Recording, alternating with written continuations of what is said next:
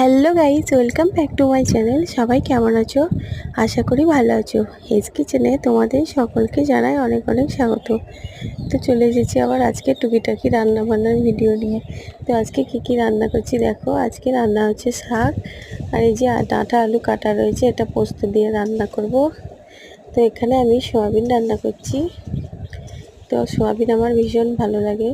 তো তোমাদের কার কার ভালো লাগে কমেন্টে জানিও। তো তোমাদের সকালে কি রান্না বান্না হয়ে গেছে? তো আমার রান্না এখনো হয়নি, হচ্ছে ওই হওয়ার দিকেই।